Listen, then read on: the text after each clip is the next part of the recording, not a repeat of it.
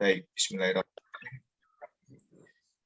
Bismillahirrahmanirrahim. Assalamualaikum warahmatullahi wabarakatuh. Alhamdulillah, selamat pagi Bapak Ibu sekalian. Kita bergabung lagi untuk acara Business Outlook Series. Ini adalah sebuah acara akhir tahun yang kita kemas menjadi series, sebuah rangkaian acara. Kita sudah mengadakan Business Outlook Series untuk Spiritual Management bersama Prof. Ridwan Fontaine dari IIUM. Kemudian hari Jumat kemarin kita mengadakan juga Business Outlook Series untuk perspektif pemasaran dari Prof. Tahirjan dan Prof. Doris. Prof. Tahirjan dari IIUM dan kemudian Prof. Doris dari UKM. Hari ini sangat beruntung sekali kita bisa bertemu dan mempertemukan akademisi dan praktisi yang luar biasa di bidangnya masing-masing. Hari ini kita akan mendiskusikan apa yang kemudian terjadi di masa lalu, terutama di masa pandemik, untuk menjadi pembelajaran bagi kita di masa mendatang. Walaupun pada dasarnya tidak ada yang bisa memprediksi masa depan. Masa depan itu kita tidak tahu apa yang akan terjadi, dan itu sudah terjadi ketika dari 2019 ke 2020 kita sudah merencanakan berbagai hal, tiba-tiba perencanaan itu menjadi gagal karena ada perubahan yang sangat signifikan sekali dalam seluruh area kehidupan kita, yaitu pandemi COVID-19. Nah, jadi kemudian banyak hal yang dilakukan oleh pemerintah. Di Indonesia ada PPKM, dan itu ada level-levelnya, jadi Pak Tri, yang jadi di Indonesia, nanti Pak Tri mungkin akan juga menceritakan tentang hal itu. Nah, apa yang kemudian dihadapi oleh dunia bisnis dan dunia akademik, itu tentunya terjadi fluktuasi, terjadi dinamika.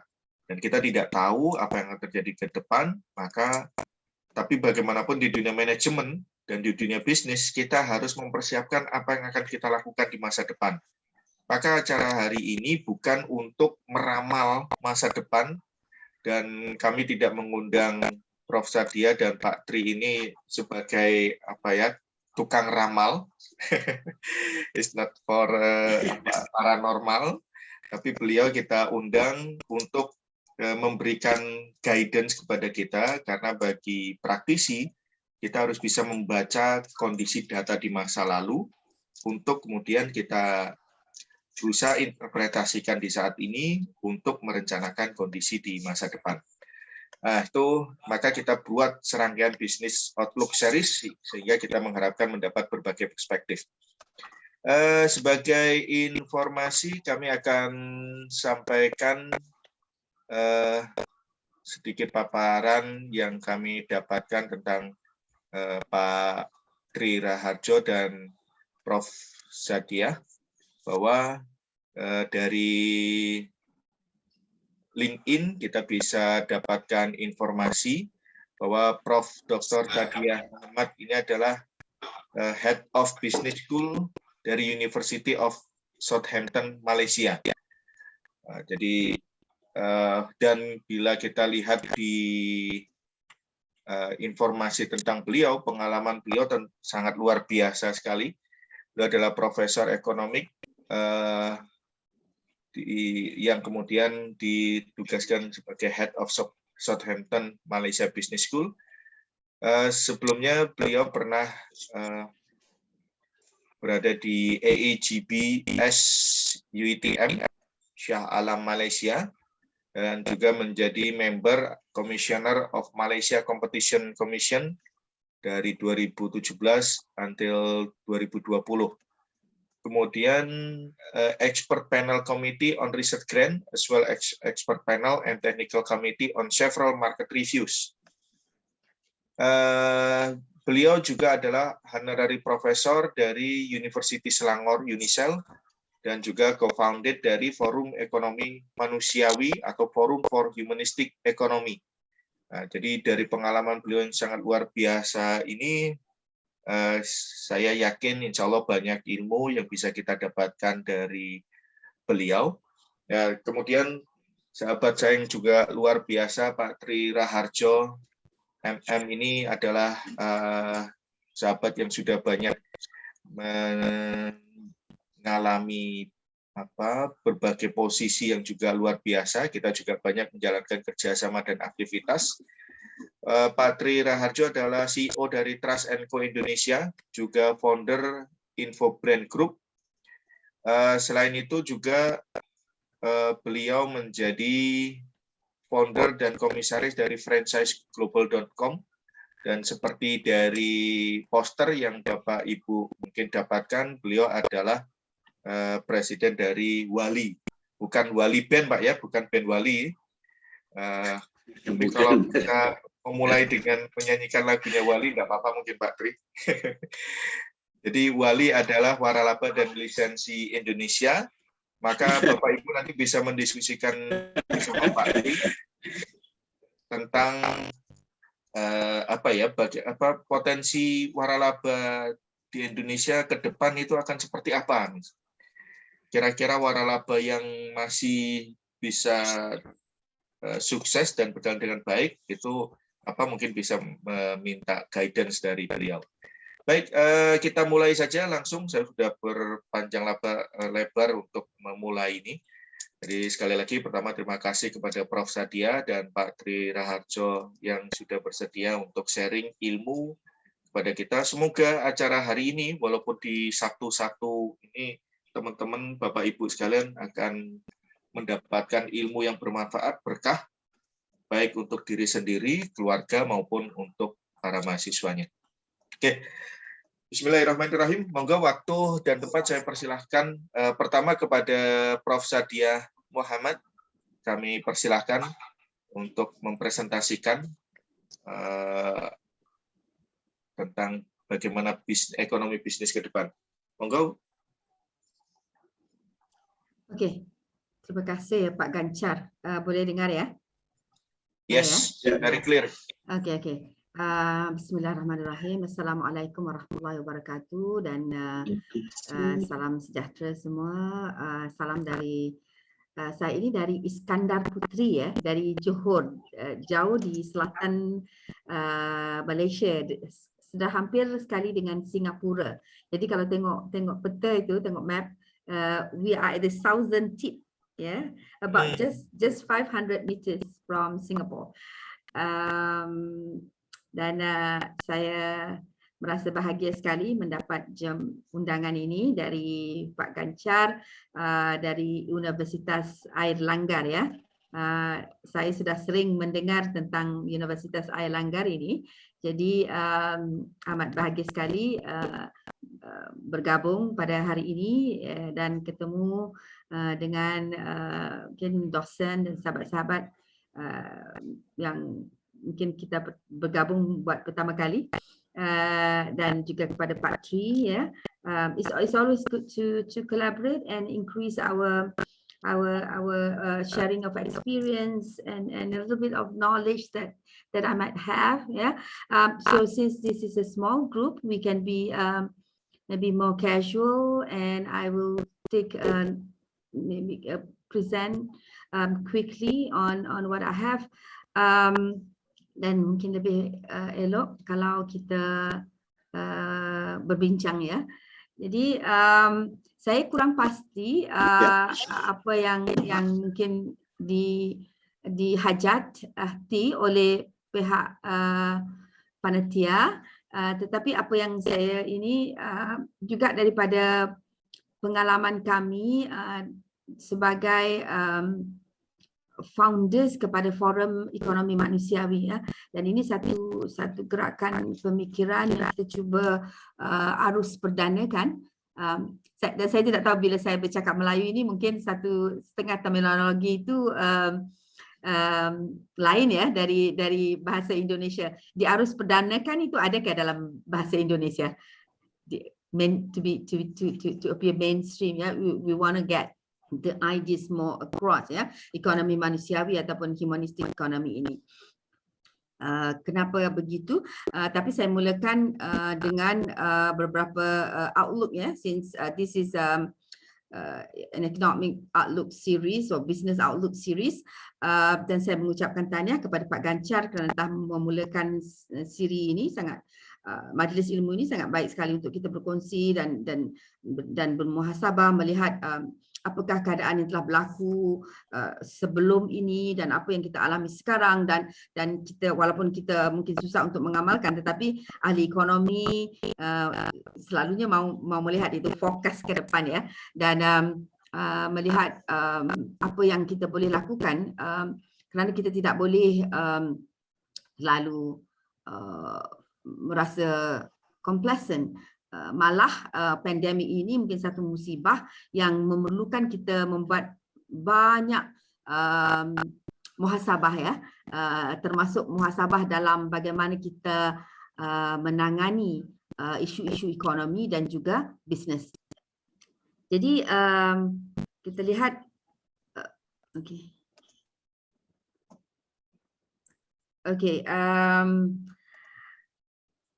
of course, in 2020, the impacts of the pandemic has been very severe, but we are hoping that the situation gets better and that the growth is improved.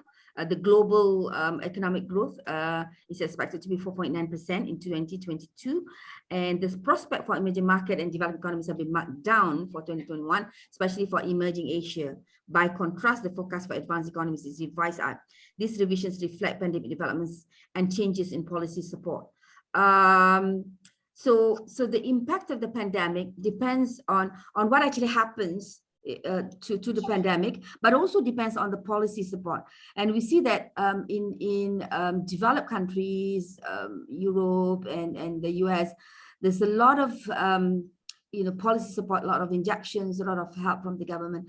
Now, emerging economies are somewhat struggling because sometimes we do not have enough resources to respond to that, so 0.5 percentage point upgrade for 2022 derives largely from the forecast upgrade for advanced economies, particularly the United States, reflecting the anticipated legislation of additional fiscal support in the second half of 2021.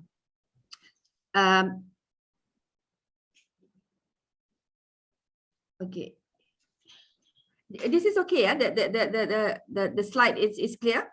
Because I don't, it's okay. So I don't make it full because I would like to see the other screen. Now the growth projections. This is what we have. We have the global economy, the advanced economies, and emerging markets and developing economies. Of course, as developing economies, our growth rate tends to be higher, but of course we come from a lower base. Yeah. Okay, for the Asian outlook for 2021 has been downgraded by more than 1% to 6.5% compared with the April 2021 World Economic Outlook because of the new peaks of the pandemic cycle driven by the highly contagious Delta variant. Di Indonesia juga sama ya, sekarang masih lagi tinggi pandemiknya. Ya. Sudah turun. Sudah turun ya? Sudah melandai. Sudah melandai ya? Ya, alhamdulillah. Namun pada Malaysia juga pada pertengahan ataupun beginning, until quite recently, the case has been very serious, yeah. So it's been coming down since we have very good rate of vaccination. Yeah, so as vaccination rates accelerate, the region is expected to grow slightly faster in 2022 than anticipated earlier.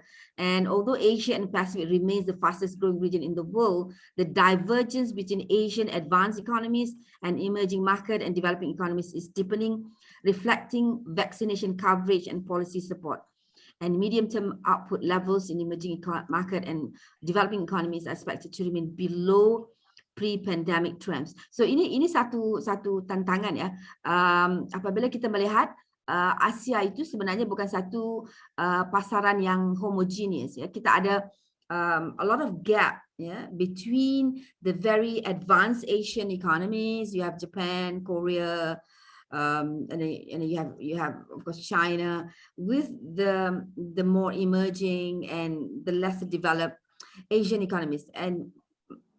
And one problem is also in terms of the policy response from the government. Yeah, so already some countries were struggling before the pandemic, and now with the pandemic, which is a lot of issues with food security, supply chain, and which I'm going to cover. And so whether the government can respond swiftly and effectively. Yeah. So economic impacts and channels. We have the coronavirus pandemic affecting all sectors, and we know the lockdown measures, including closing of businesses and work from home orders, disrupted the movement of goods and services in the region and forced firms to change the way of running their businesses. And many businesses across the country saw the supply chains interrupted, demand for their products and services decline, shortages in supplies and imports, and government mandated closures. So countries will bear economic losses unevenly. For instance, supply chain disruptions due to lockdowns and quarantine measures are affecting countries dependent on merchandise trade, notably Singapore, Vietnam, Cambodia, Malaysia, and Thailand. If we could look at this data a little bit, yeah. COVID-19 impact on 2020 GDP growth forecast for Southeast Asia.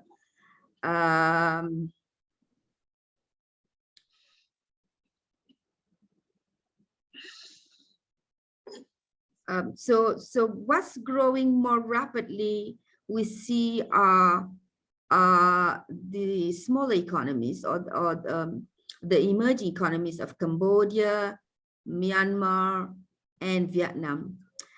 And those which are affected are the more developed, yeah, like Singapore. Now Brunei is also affected. It's a small economy, yeah. So the growth forecast for Southeast Asia is around 4%, yeah, with some countries growing more. So we see that Singapore, dependent on services and port facilities and banking. So it's supply chain, because it is a lot of its activities is re-exporting. Yeah, it's receiving goods and then it's exporting, or receiving some semi-manufactured products from Malaysia, from Indonesia, and then it's just repackaging it and re-exporting. So we see that Singapore is quite affected. Now, Indonesia is around 5%. Yeah, that's not too bad. And we see that there could be a surge also, like in some sectors like tourism and hospitality industry. We see that in the recent few weeks that there has been a surge, because people have been locked down, they have not been traveling, they have not been out, and so towards the end of the year also, people are taking families ya untuk liburan ya. Untuk liburan, dan jadi dan untuk perkawinan juga ya, kenduri dan wedding ya. So we see hotels are fully booked ya. And now we have headline versus inflation. Headline inflation on the rise across the region, fueled by shifting global demand, rising food and fuel prices, and supply chain disruptions. And it's in 5 countries are still facing severe challenges from a resurgence of virus and weakness in contact-intensive sectors. Now, so we see if inflation is due to costs and supply chain constraints, that is giving people more burden. Yeah, if it is demand push, then we know that there is the purchasing power and prices rise because there is an increase in demand. But if this is due to shifting or the rise in food prices and ingredients and raw materials, fuel prices and supply chain disruptions, we know the impact that this is going to be a burden to the marginalized and poor people. So I don't know, Indonesia is not too bad, yeah, but we see, for example, countries like India, as a surge of inflation. In most countries, actually, prices would tend to stay or come down during COVID. Betul ya? Di Indonesia tidak nampak sangat inflasi ya semasa COVID ini. Malah Yes. oleh kerana permintaan yang berkurangan, kita melihat ada supply excess ya. Misalnya dari dalam property ya, di tempat saya ini di Iskandar Puteri Johor itu sangat rancak pembangunannya sebelum COVID ya. Kita ada banyak property yang target marketnya bukan sekadar untuk orang Malaysia tetapi untuk luar juga, dari China, Korea, Singapura ya. Malah ada satu tempat namanya Forest City ya. 90% lebih investors itu dari China. Jadi bila COVID itu mereka semua pulang ya, mereka pulang dan hampir setahun atau lebih itu tidak dapat kembali di sini. Jadi macam ghost town itu. Ya. Jadi dan Southampton ini berada di Iskandar region which is a new growth area. It was doing very well. But seems to be slow down and students are not on campus. But hopefully, inshallah, we will see a comeback. Students are beginning to come back, and hopefully those property owners and the hospitality industry also would return here and revive the economy. Jadi ya kita mengharapkan juga begitu ya di Indonesia dan di seluruh Asia. Malah di Iskandar Puteri ini kita ada satu terminal ya untuk ke Batam. Ya, ada terminal. Jadi this is very well connected ya to Indonesia, the airports and then to Batam. Jadi orang Malaysia ini sangat gemar ya pergi ke tempat-tempat macam Batam itu untuk shopping. Jadi SME now, one of the challenges also will be the SME, struggling with COVID. There's a lot of closures, and I'm sure this is the same everywhere. So SMEs have different sizes, have different challenges. Tell me ya, Pak Ganjar, kalau saya sudah melebihi masanya ya, I can stop anytime. Yeah. Government should reduce the debt burden of businesses and we see in a lot of policy responses across the world, there must be some support on the SMEs because the SMEs, they are large in numbers, but they're contributing to a smaller proportion of the GDP, but they are contributing a lot in terms of employment. And so this is very important sector for the government to provide the support. Now, cash flow shortages, delay and rejections by banks in obtaining loans. SMEs have experienced difficulties during COVID-19 due to less customer demand for their goods and services, limited resources, and problems with digitalization. Now, those companies which can respond effectively and swiftly to digitalization, they can do better, yeah? But those small companies with little resources and how to digitalize, they would be affected, yeah. But I noticed also the younger generation who have gone into, let's say, food supply and hospitality industry and like just to survive, they can become more innovative and creative and in using the digital technology. So small firms are lagging behind in the transition to digital. This we know across the world. And so recommendation to have some SME businesses, many countries are actively supporting financial markets to reduce volatility by measures such as reducing the debt burden of businesses and SMEs. Monetary policy can support fiscal measures to sustain business operations and support the health and stability of the financial sector.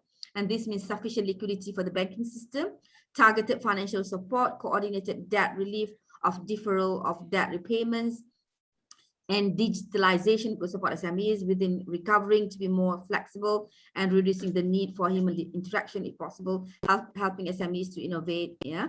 Now this has been discussed a lot, and the problem with a lot of the time, I mean government come out with policies, but the issue is how do you get to the people who really want it?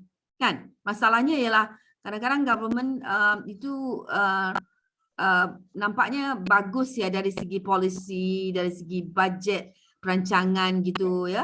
Tetapi bagaimana orang biasa itu dapat mendapat manfaat gitu ya. Sebab itu kita hari ini saya juga mau bercakap tentang ekonomi manusiawi kerana bagaimana caranya untuk menangani mereka yang di bawah itu, yang kurang ilmu, yang kurang dari segi kapasitinya untuk menangani masalah misalnya kelaparan, kemiskinan ya.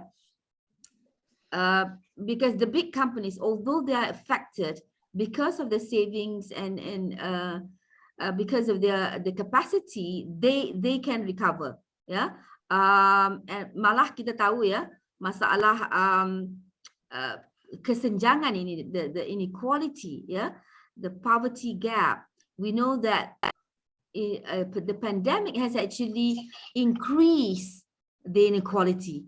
Ya. Dulu kita selalu bercakap tentang the rich gets richer and the poor gets poorer, and the pandemic has actually revealed that, sadly, yeah, the rich gets richer and the poor gets poorer. And so the perspective of the humanistic economy is how do we come up with solutions to this, yeah. So the role of business is for a more humanizing philosophy and approach. For some time we talk about, we have heard people talking about the triple helix, the people, planet, and profit, which we want to move from the previous model of profit maximization. If we learn about the traditional conventional economics, you know, we explain how businesses, their objective is to maximize on profit. But if this is the model that we continue, this is the result that we are getting now with all the problems of a capitalist economy. And one of the big issues is that of inequality and climate change and climate problems. Yeah. So we need to get into this model of the caring for the people and the planet. But at the same time, we do want profit because we want to make businesses sustainable.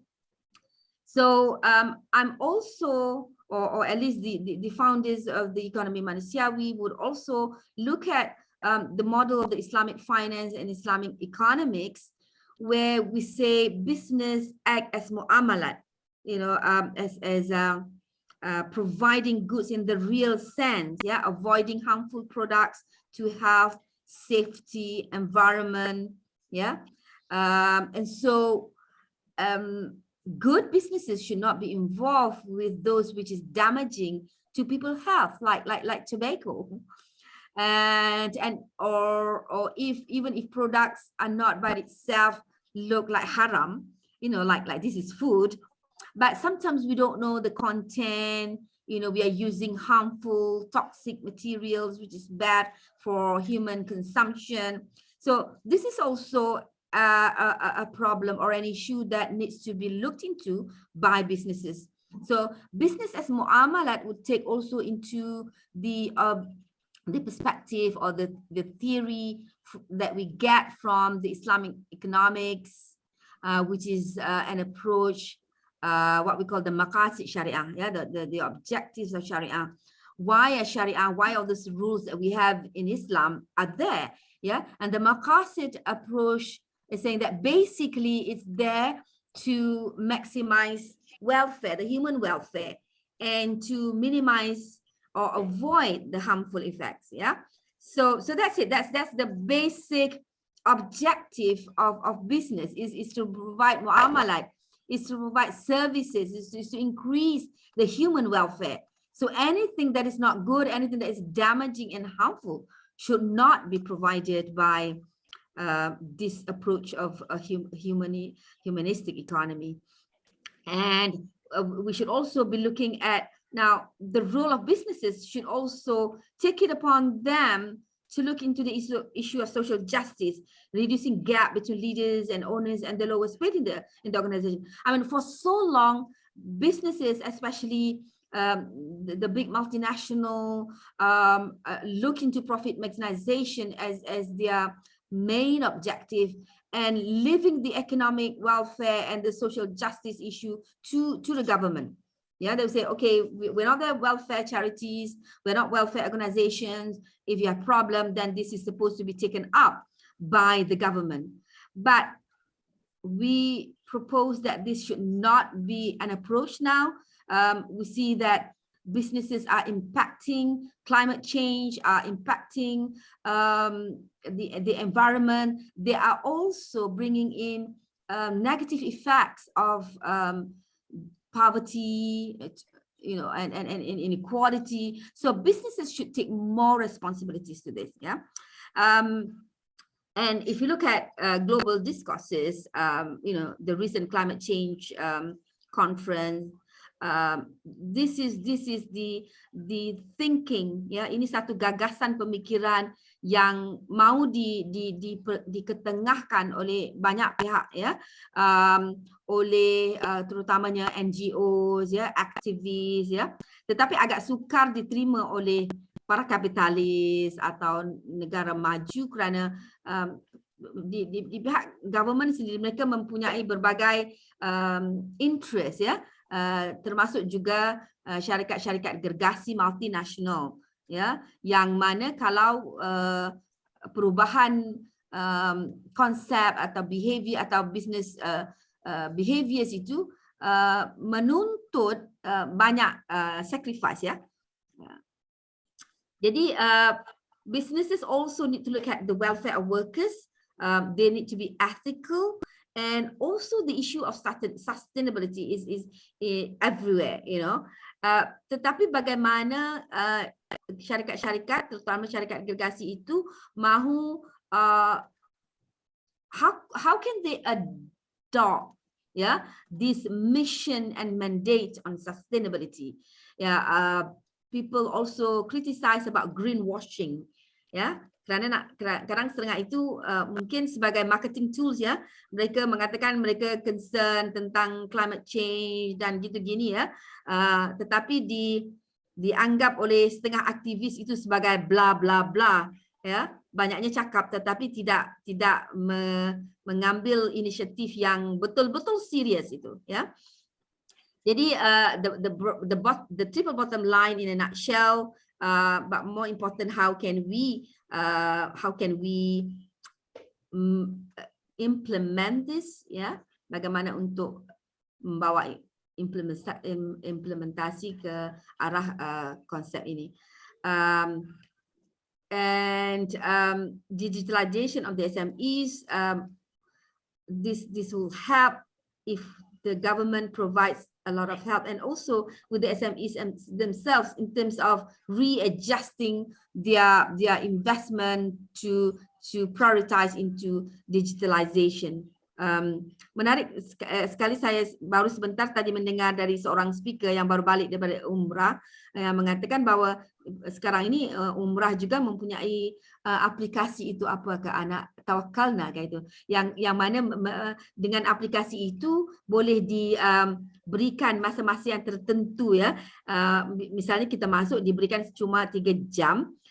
Dan kemudian kita harus keluar supaya tidak crowded, ya, di haram itu. Jadi ini telah membawa banyak kebaikan, ya, kerana orang yang pergi itu dapat mempergunakan 3 jam itu dengan sebaiknya dan tidak terlalu, ialah kalau mau buat tawaf di Kaabah itu tidak agak selesa, ya. Jadi tidak berebut-rebut gitu, ya. Jadi kalau dulu semua orang mau pergi, ya, sebelum solat itu mau pergi mungkin 3 jam dari subuh itu terus tunggu 1 hari, ya. Jadi kita lihat di situ ramai orang yang tidur, orang yang baring kerana tidak mau meninggalkan haram, ya. Jadi sekarang dengan aplikasi dalam handphone ini telah membawa begitu banyak sekali manfaatnya. Jadi SMEs juga harus kreatif dalam memberikan solusi ini, ya. Kita lihat macam Grab, Gojek, itu kita sudah lihat, ya, bagaimana aplikasi digital ini boleh membawa kebaikan kepada peniaga-peniaga kecil ataupun small owners of businesses, ya. Satu isu lagi ialah food security and nutrition.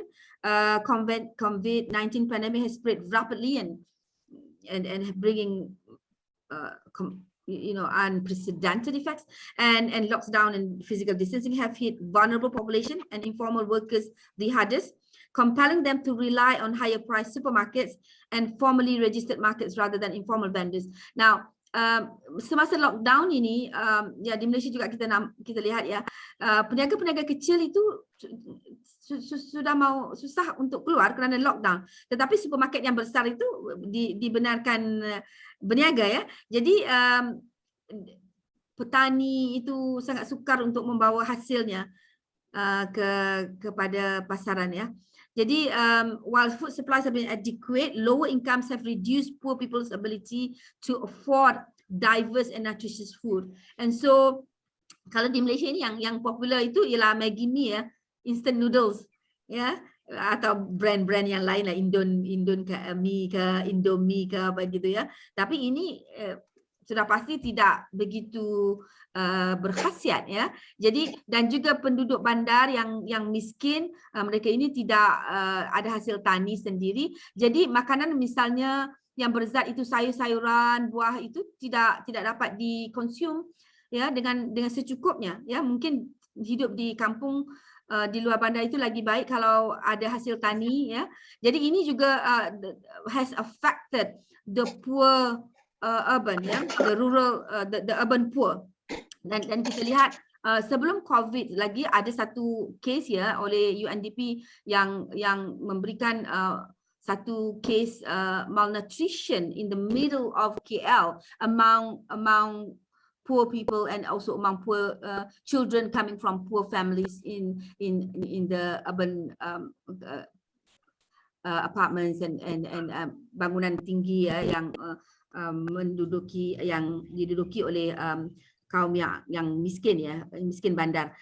Jadi COVID ini telah menambahkan kesengsaraan ya kepada orang miskin ini. Jadi kita lihat ya, disruption of food supply chain, loss of income and livelihoods, a widening of inequality, disruptions to social protection programs, altered food environments and unreal food prices in localized context. Now, saya kira ini adalah masalah fenomena yang terlalu common di seluruh dunia, dan saya percaya di Indonesia juga ya, dan di negara-negara maju juga ya, di Amerika ya, kerana di Amerika itu sendiri satu masa ketika saya sedang berada di Amerika Syarikat itu untuk satu pembentangan dan visiting professorship, saya lihat data itu jumlah mereka yang miskin itu in poverty, jumlahnya itu lebih besar dari seluruh rakyat Malaysia,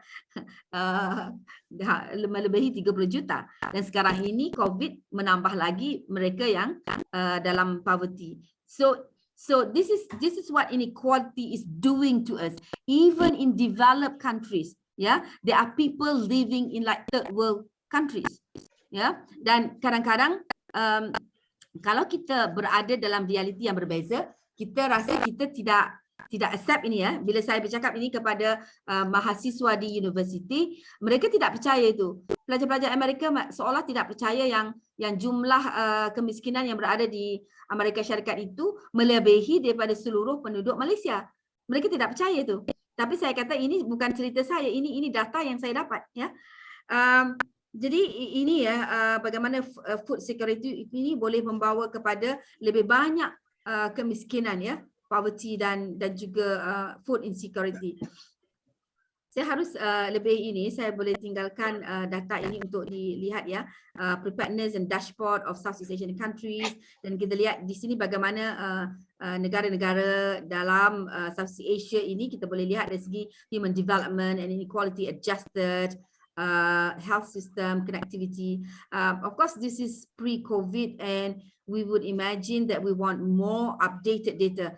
Jadi dari segi policy response, data juga adalah penting. Dan selalunya kita menghadapi masalah para ekonomi ini tentang data yang granular, data yang lebih terperinci ya. Jadi para aktivis itu harus bergantung dengan pihak kerajaan, pihak pemerintah untuk mendapatkan data yang lebih up to date.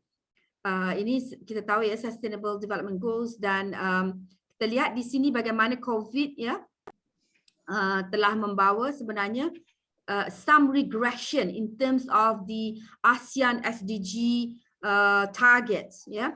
Kita lihat misalnya ada yang semakin regress ya, misalnya reduce inequalities. Ini telah membawa kepada keadaan yang lebih yang bermakna lebih teruk ya, dan juga misalnya peace, justice and strong institutions ya.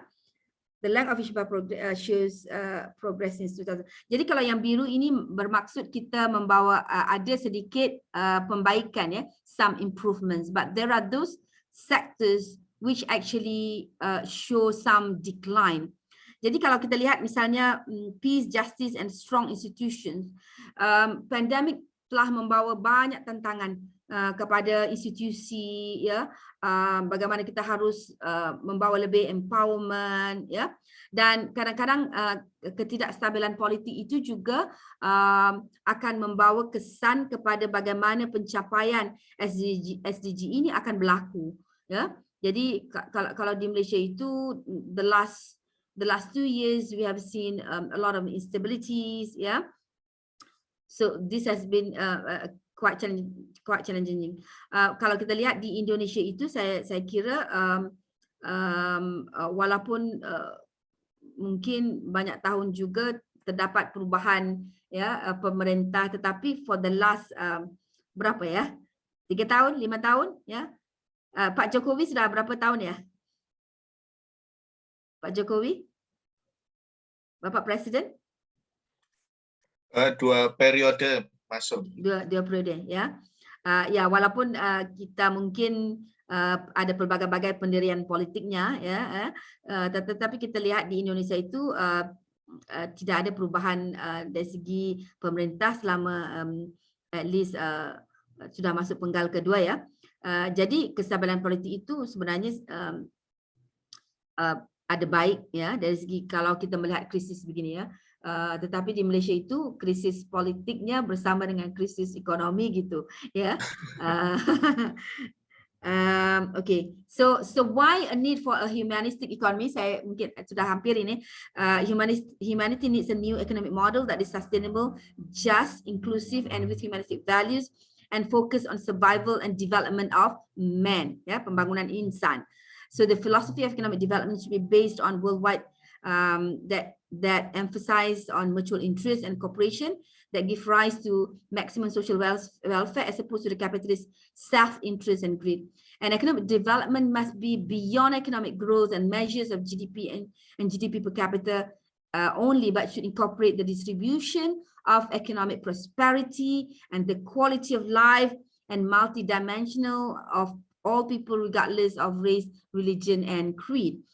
Now, this is easier said than done, and saya kira kami di Forum Ekonomi Manusiawi ini tidak keseorangan, malah pelbagai kita melihat model ekonomi yang baru, misalnya circular economy, donut economy, social economy, social empowerment and all that, yeah, all are saying the same thing, and even the triple helix economy. Masalahnya ialah bagaimana kita nak merealisasikan ini, you know, how to put this into action. Di Forum Ekonomi Manusiawi kita melihat ada 5 perkara yang agak dasar ya, yang kita cuba membawa ini sebagai satu kegagasan pemikiran. Yang pertama ialah we need a dynamic approach using maqasid syariah that maximizes social welfare and minimum public harm that is in line with universal values and SDGs goals. Kita ada model misalnya kewangan Islam dan juga ekonomi Islam ya. Tetapi banyak misalnya kewangan Islam ya, banyak juga kritikan kerana dia terlalu melihat kepada legalistic framework ya, dan tidak banyak melihat tentang isu-isu manusiawi ini, iaitu kesenjangan dan sebagainya ya. Manakala ekonomi manusiawi baik dari segi teorinya, tetapi lacking in terms of how we can implement those good ideas, those good theories and foundations. Secondly, now this is the issue of empowerment that we would like to emphasize: empowerment of self, the family, the community, and the civil society. So the civil society is the third sector.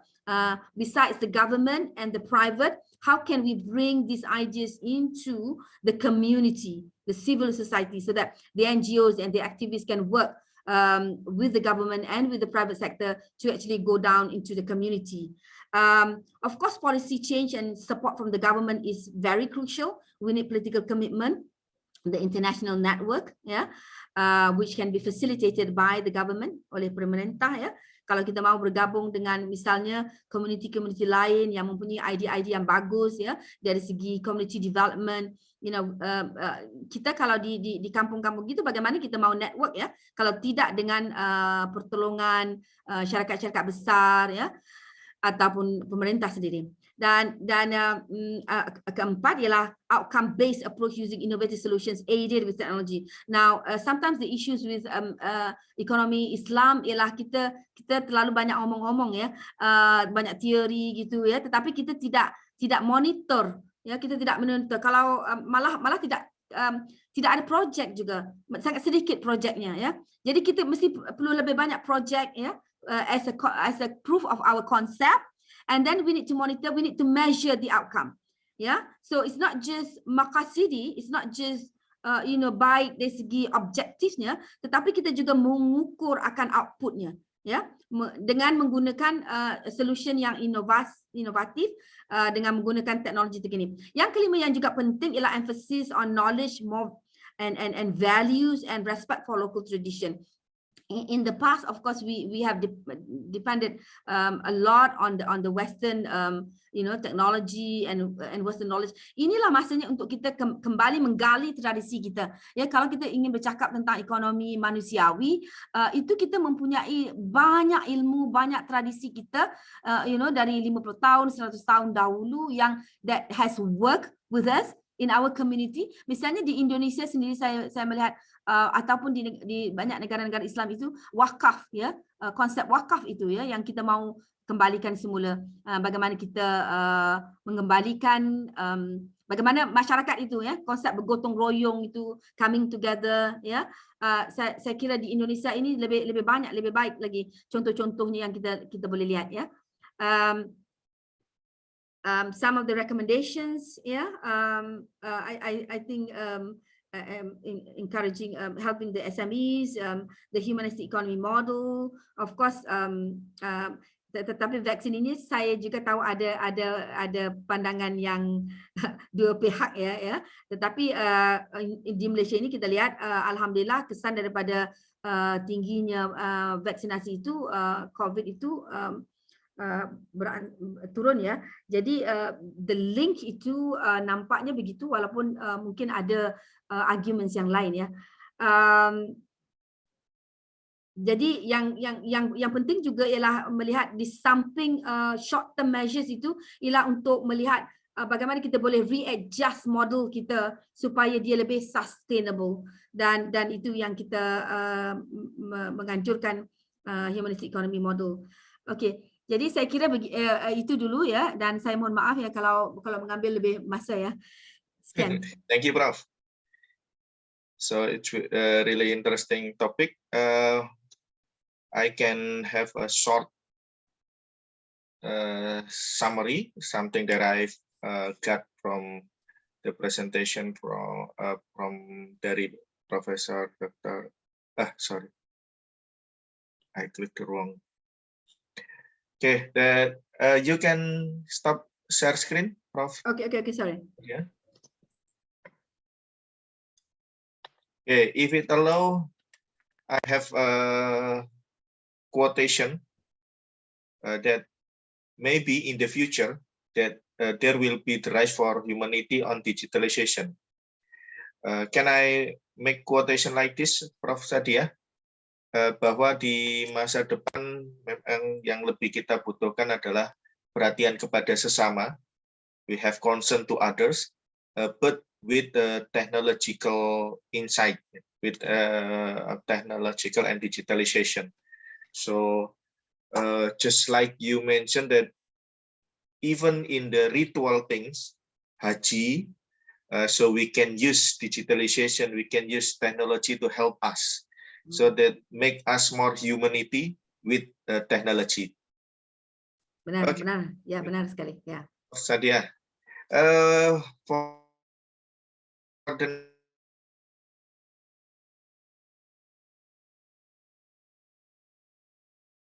next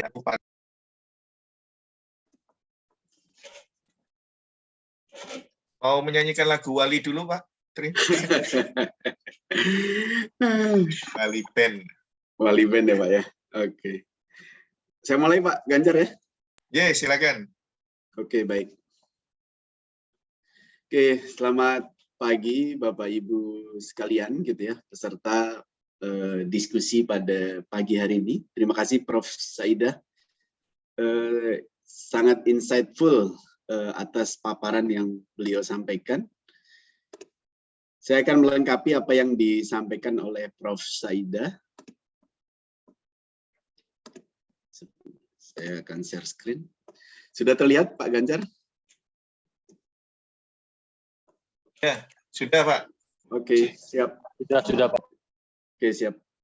Oke, Bapak Ibu, pagi ini saya akan bincang mengenai bagaimana bisnis franchise di masa depan, dan juga nanti saya akan tampilkan beberapa data berdasarkan pengaruh dampak pandemi COVID-19 terhadap industri franchise, terutama yang ada di Indonesia.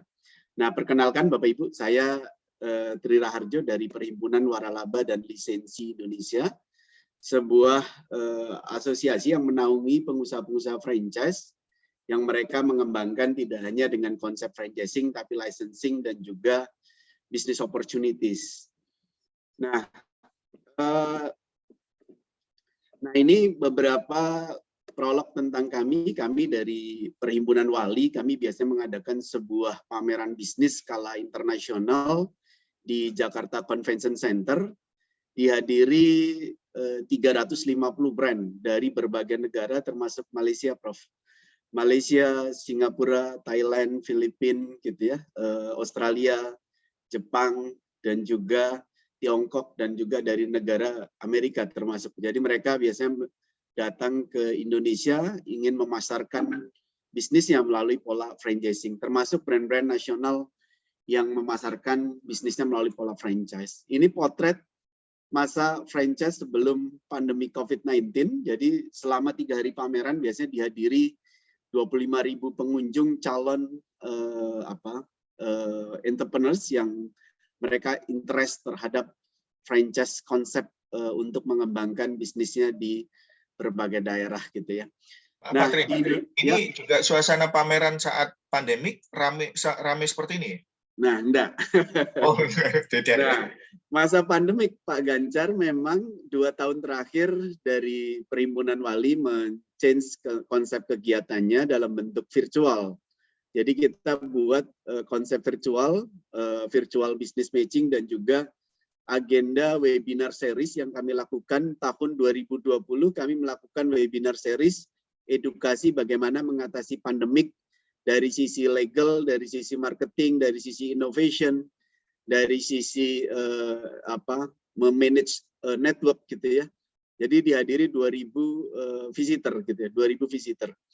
Dan selain itu kita juga mengadakan virtual business matching, jadi temu bisnis secara virtual sepanjang tahun 2020. Nah, di 2021 kami mengagendakan kegiatan bagaimana mengatasi pandemi di tingkat ASEAN. Jadi kita undang dari 6 negara di tingkat ASEAN.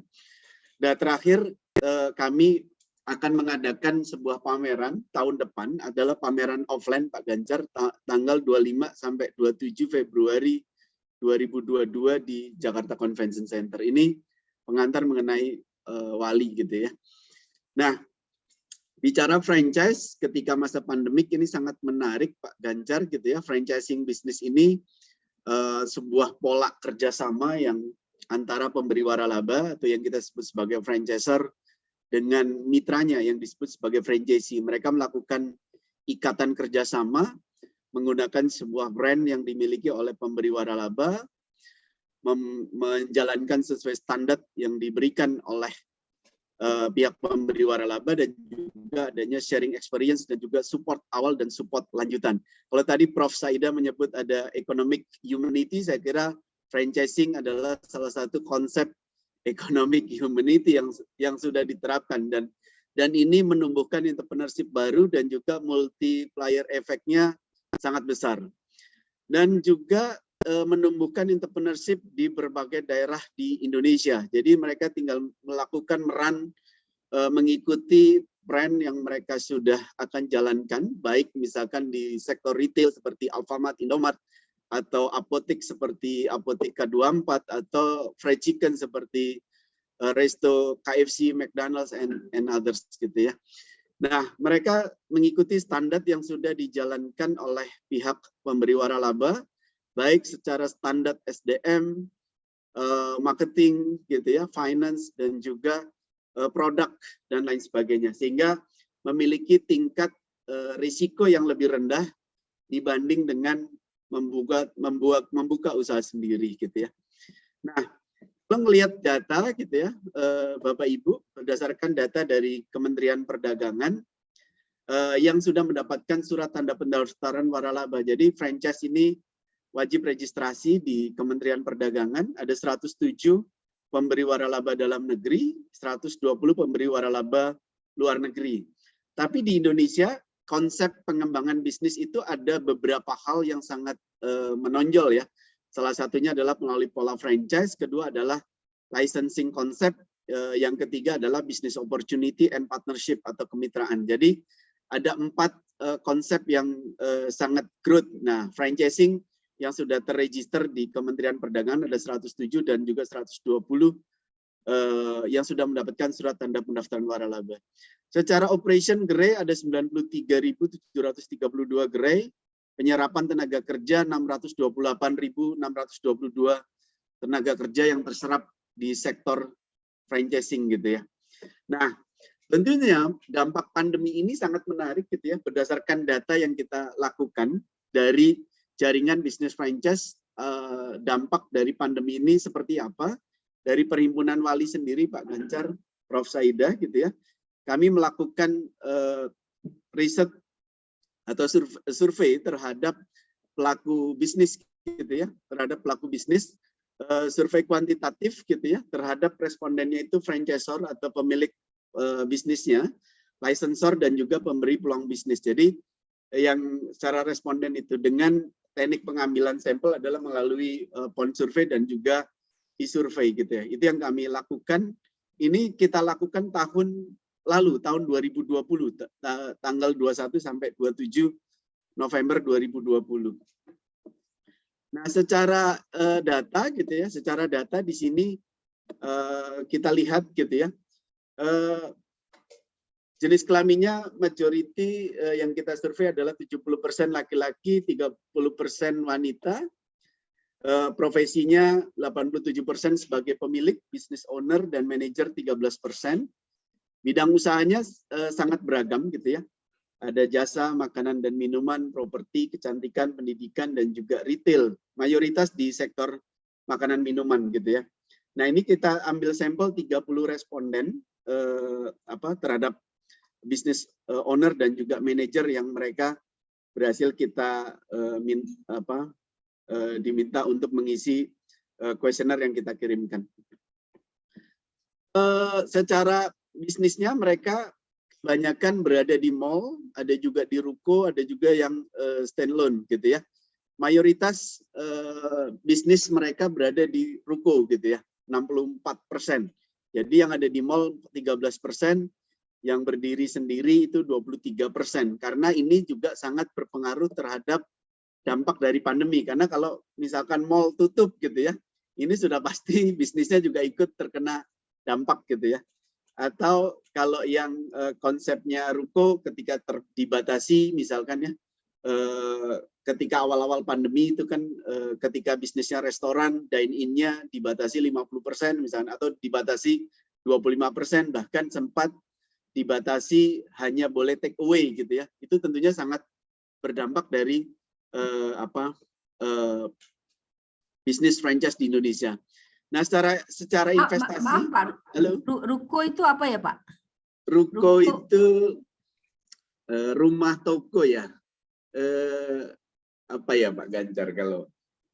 That there is a store, but in the second level, it can be a home for the owner. Oh, macam kedai Yes. lah, toko Yes, ya, kedai, toko kedai. ya. Di bawah toko, di atas Ruko. rumah.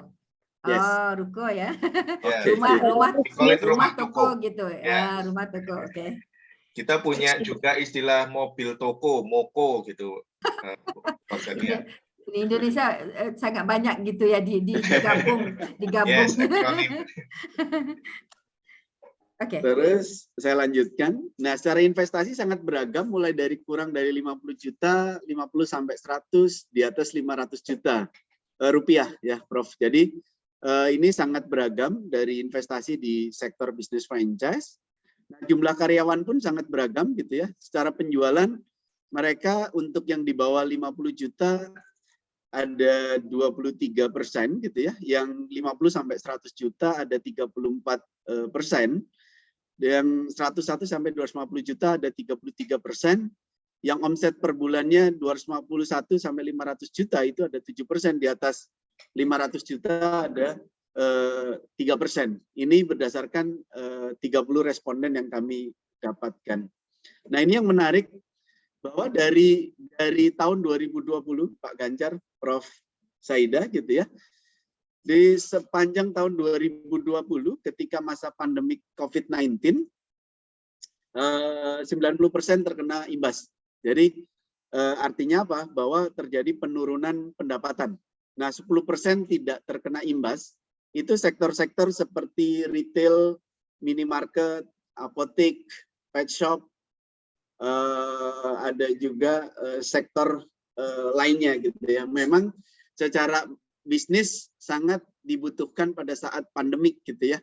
Itu sektor-sektor yang tidak terlalu terkena imbas gitu ya, yang 90% terkena imbas. Jadi memang secara penjualan turun. Nah, kalau kita lihat di gerai sendiri dari 30 brand yang tersurvei itu 983 gerai tutup sementara dan tutup permanen. Jadi sebesar 17% dari total jumlah outlet atau jumlah gerai 5.621.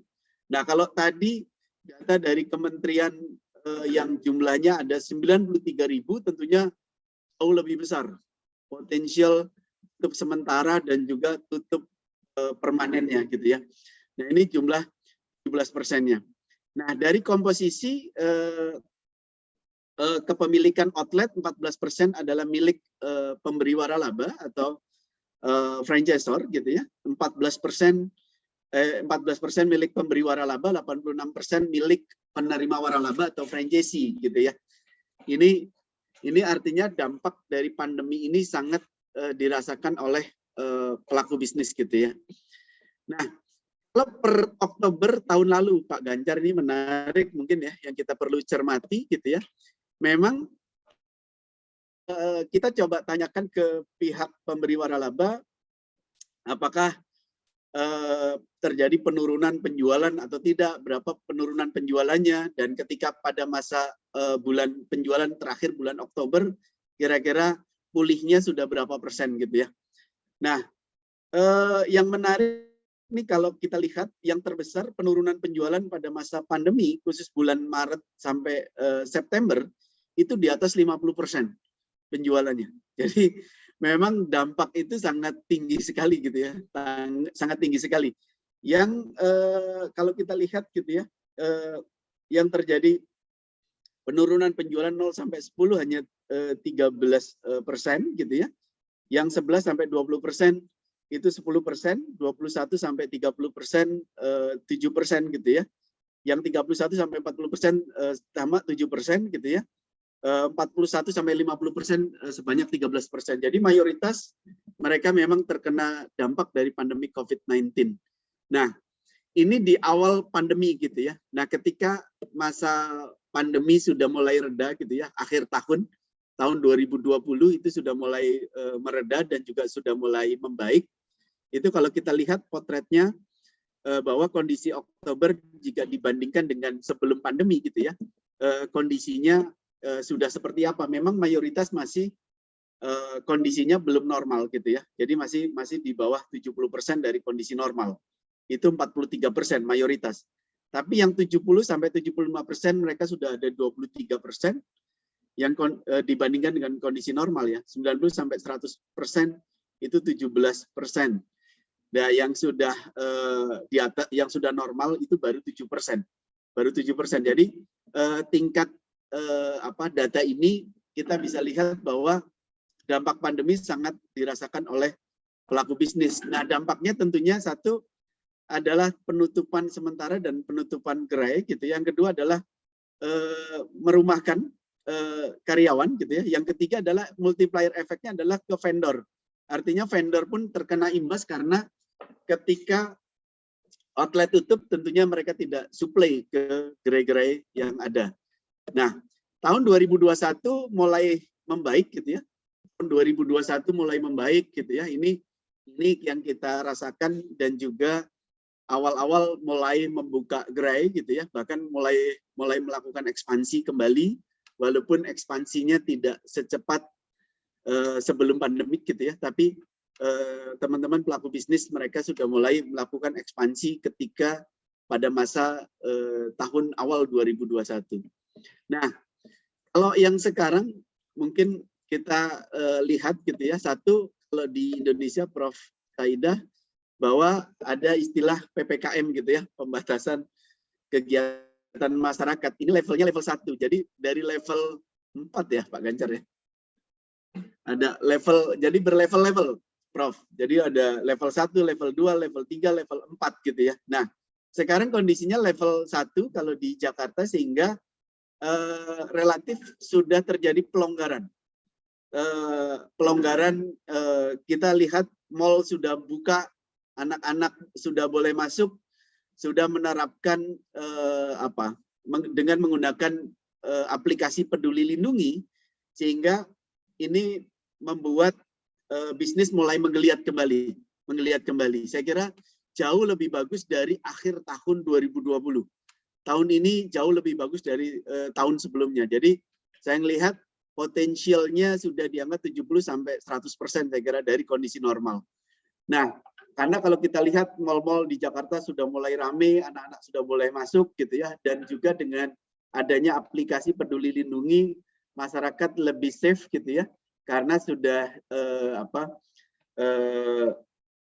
sudah mendapatkan vaksin sebanyak 2 kali gitu ya, itu juga salah satu yang membuat confident, dan juga beberapa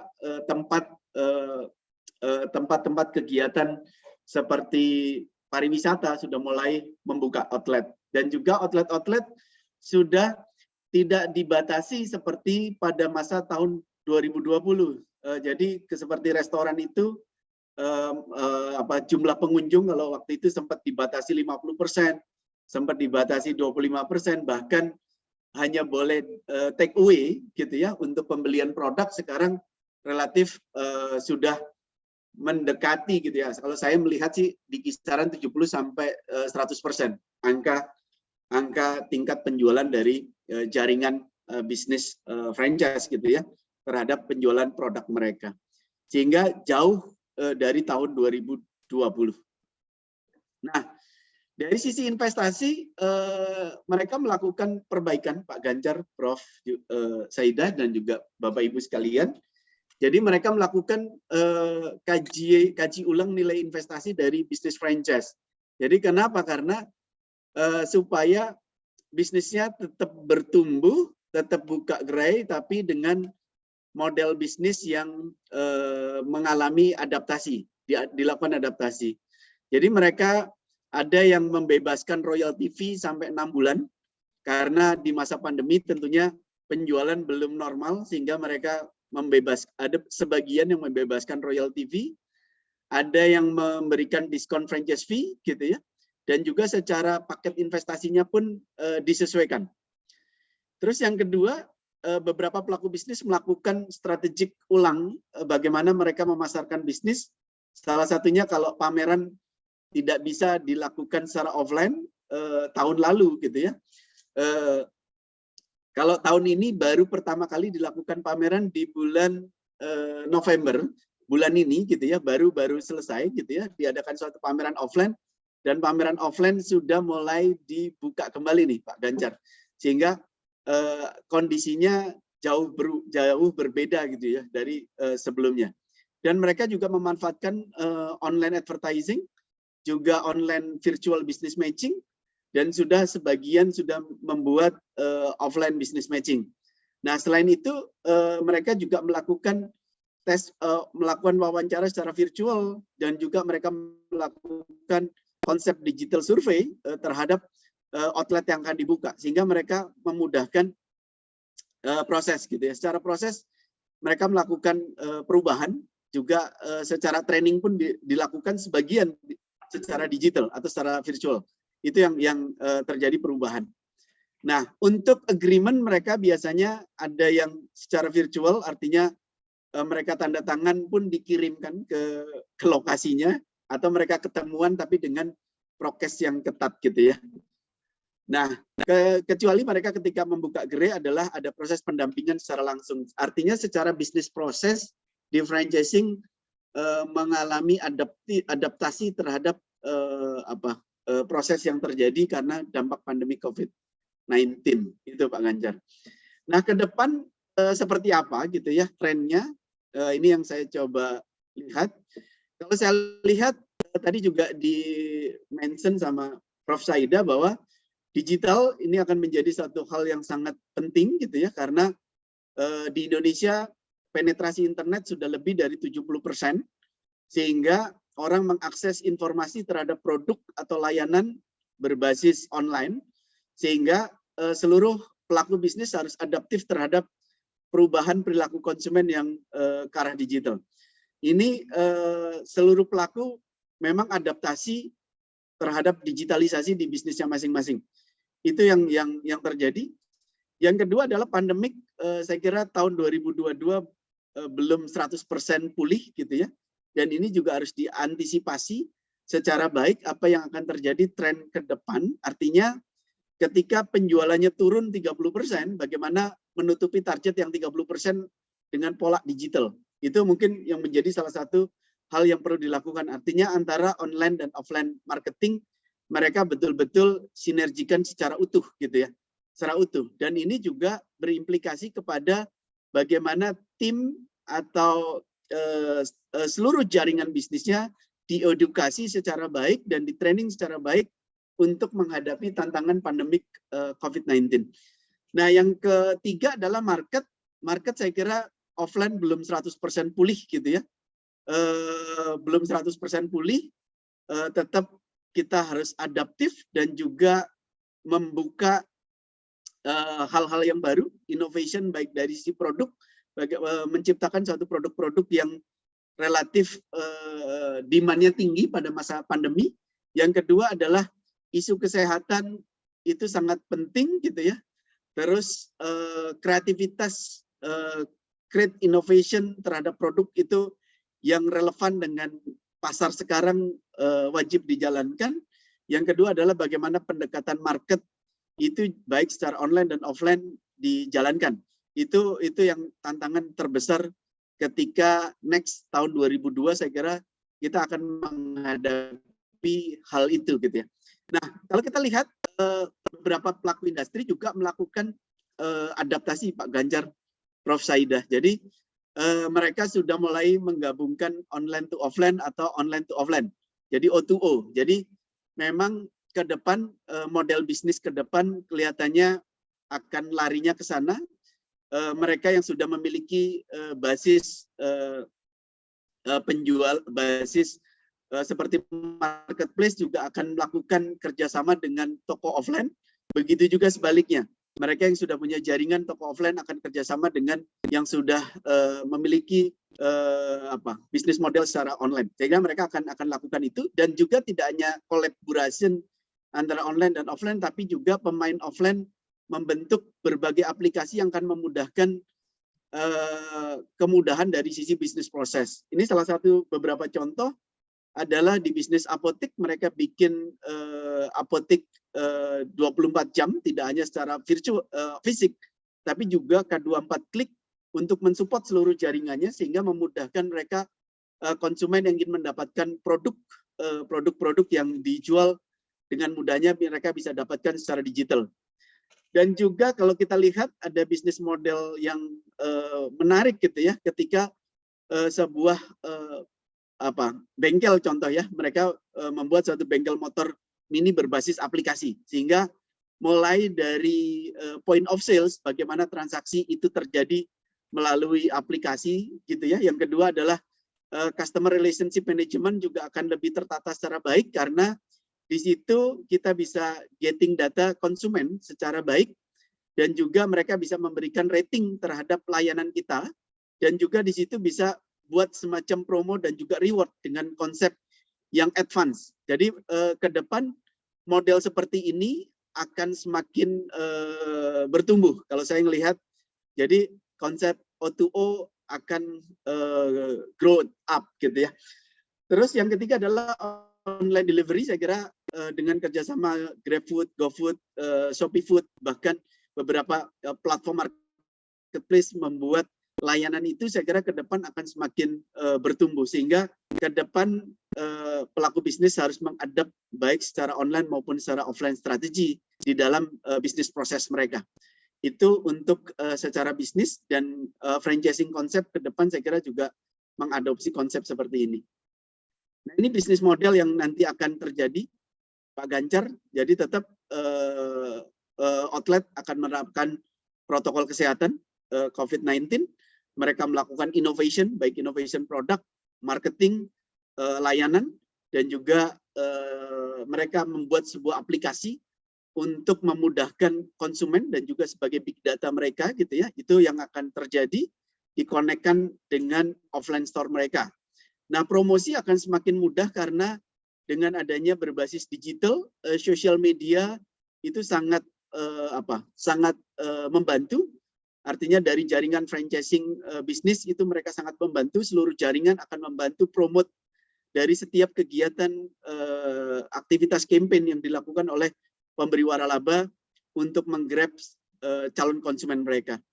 Dan mereka juga terkoneksi dengan sistem digital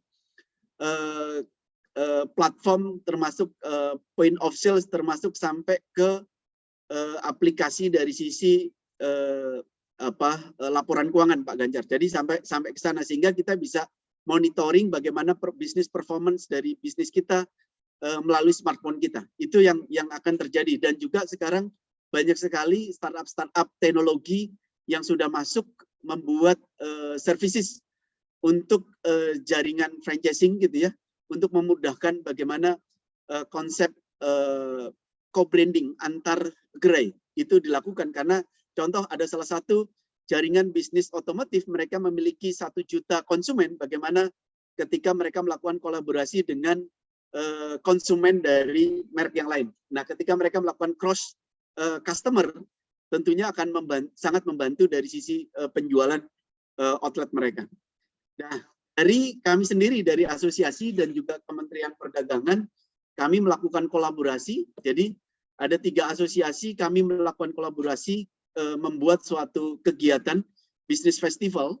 Jadi kami dorong dengan Gerakan Nasional Ayo Berbisnis supaya tingkat orang yang interest untuk bisnis franchise, license, dan juga bisnis opportunity semakin growth, semakin bagus. Kita dorong Gerakan Nasional Ayo Berbisnis.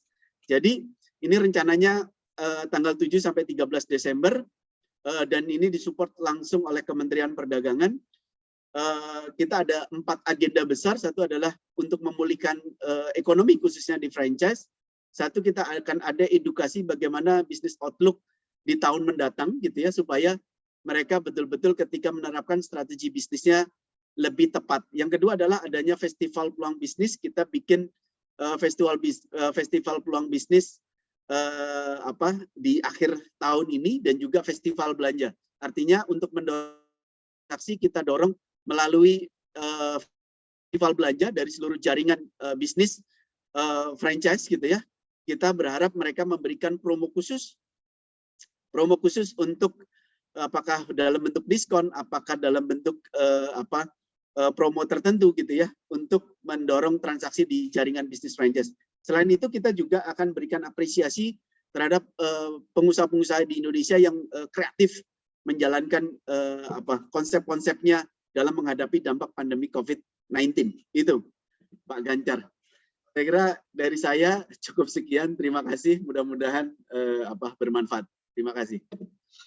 Luar biasa pencerahannya, Pak Tri. Jadi dari Prof. Sadia kita mendapatkan materi ekonomi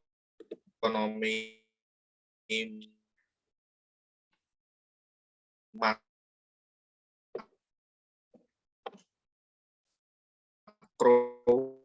terus franchise.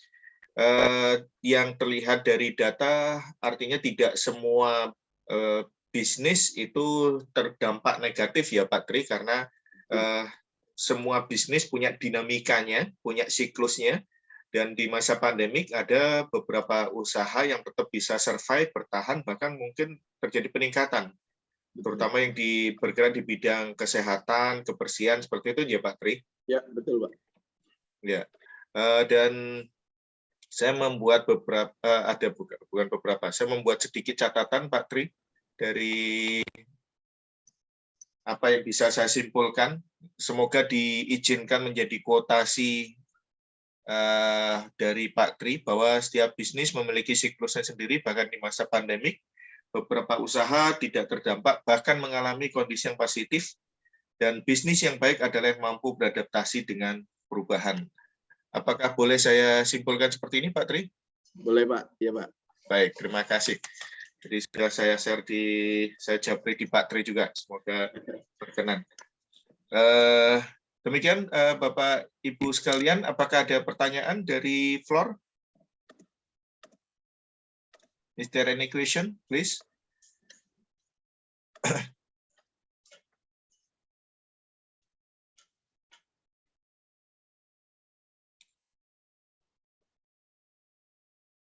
Bu Prof. Sadia, apakah yang membedakan antara negara-negara di ASEAN dan di dunia Barat ya Bu untuk masalah pertumbuhan ekonomi di masa pandemik? Because something that I observe, ketahanan suatu negara bisa jadi adalah karena ketahanan masyarakatnya. Mereka, terutama masalah spirituality ini Bu. Dalam beberapa hal bisa jadi beberapa negara kan masyarakatnya mungkin gampang untuk suicide gitu. Di masa pandemi kan beberapa kasus stres yang mengarah pada suicide itu bisa terjadi. Nah, tapi kan itu tidak terjadi di negara-negara Malaysia, Indonesia gitu, Prof. Sadia. Jadi saya kira masalah spiritualitas itu juga mungkin menjadi latar belakang dari bangkitnya suatu negara, Prof. Sadia. Apakah Prof. Sadia juga melihat seperti itu, Nggih? Sangat benar sekali, Pak Gancar. Mungkin tadi data saya agak macam makro ya, terlalu makro dan tidak memberikan banyak maklumat tentang apa yang berlaku dari segi setiap negara itu ya, dan kita lihat data Pak Tri lebih granular, lebih maknanya mikro ya. Saya juga terlibat dalam misalnya di negeri Selangor sebelum saya berpindah sekarang ini di negeri Johor ya. Sebelum ini saya berada di Selangor dan terlibat dengan misalnya sebuah think tank yang di peringkat negeri, dan kami ada juga mengadakan survey macam Pak Tri itu dan melihat apa dampak kepada usaha, kepada juga orang biasa ya, dan memang isu mental ini adalah satu yang isu besar di banyak negara, dan boleh kita lihat dari segi dan memang kes bunuh diri kita juga merasa terkejut dengan data yang kita ada, iaitu kes bunuh diri di Malaysia bertambah. Oh, bertambah? Ya. kalau sebelum pandemi itu ini adalah jarang ya kita dengar, tetapi semasa pandemi itu dalam masa 2 tahun gitu kesnya sudah ribuan ya. Jadi ini sesuatu yang sangat-sangat mungkin mengejutkan dan juga tidak mengejutkan sebab kita melihat ramai orang yang terkesan gitu dan keadaan lockdown yang sebelum ini kita tak pernah mengalaminya, jadi terdapat kesan yang serius ya. Jadi benar dari segi kekuatan spiritual itulah yang untuk kebanyakan orang mungkin itu yang akan menyelamatkan ya. Dan kalau kita lihat dan saya tidak ada datanya, mungkin walaupun kita rasa kita terkejut itu, tetapi kalau di Indonesia saya tidak tahu juga datanya, kalau kita perlu kepada lebih research ya. Tetapi as a whole we can say that pegangan spiritual ataupun pendekatan yang ada spirituality itu sangat penting dari segi membina personality yang mempunyai sikap atau attitude yang lebih positif ya. Dan di kalangan orang Islam ya, melalui kita punya WhatsApp, dan saya melihat sendiri dalam aktivitis peringkat NGO ya, aktivis yang saya juga terlibat. Sebenarnya di semasa pandemik ini lebih banyak sebenarnya ya program-program, sehingga kan macam tak sempat kita nak mengikutinya. Ya, kalau di hujung minggu itu memang banyak. Jadi jadi ikatan itu, the reach out itu lebih ya. Kalau dulu mungkin kalau perjumpaan mungkin dalam 5-6 orang atau 10 orang, tetapi sekarang ini sudah boleh mencapai ratusan kerana lebih mudah orang untuk bergabung melalui internet. Jadi itu yang kita boleh buatkan. Jadi saya rasa kesan dan dampak itu berbeza-beza, bergantung kepada apa yang kita lakukan dalam komuniti kita ya. Dalam komuniti kita sama ada jadi yang penting ialah melihat kepada yang lebih mikro ya. Kalau kita dapat memberikan support system ya. Jadi kita lihat kalau alih-alih dalam komuniti saya itu tidak pula kita dengar, mungkin ada kematian disebabkan COVID, tetapi kita tidak dengar ya dari segi kes-kes mental ataupun bunuh diri. Tetapi kalau kepada komuniti yang mungkin tidak bergabung dalam komuniti digital ini ya, kurang dari segi support system dan tidak bergabung dengan mana-mana komuniti, itu kita katakan satu kumpulan yang agak terdedah kepada risiko sakit mental dan juga kes bunuh diri ya. Ya, saya kira memang spiritualitas penting ya Prof, karena tadi seperti yang ceritakan Pak Tri juga, bahwa kan dan juga yang tadi Prof Sadia munculkan, bahwa masa depan kita kan nanti sebetulnya juga ada naik turunnya. Dan apa yang kita alami pandemik ini adalah ujian, jadi positive thinking terhadap Tuhan itu bagian dari spiritualitas juga kan Prof Sadia. Iya, benar sekali. Dan kita lihat benar bagai Pak Tri itu, business model kita yang berbentuk community itu ya, yang bentuk network itu, macam kalau dari segi franchise, dan dia ada gabungan ya, maknanya kerjasama ya, tolong menolong, memberikan sharing of knowledge ya, itu sangat membantu bukan saja dari segi pendapatan tetapi dari segi spiritual dan juga dalaman ya, kesan dalaman kita.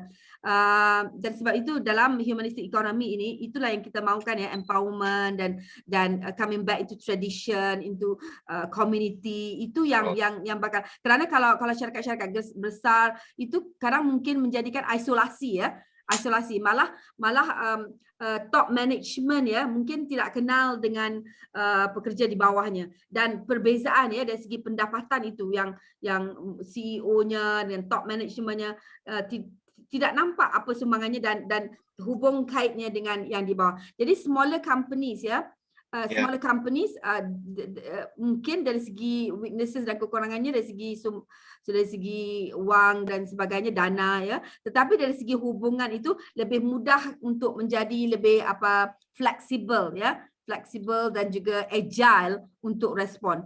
sekiranya di peringkat pimpinan itu, manajemennya itu memberi respon yang baik dari segi meningkatkan lagi hubungan, walaupun bukan face to face, tetapi dari segi virtualnya masih boleh dibuat peningkatan dari segi hubungan itu. Oke, terima kasih Prof.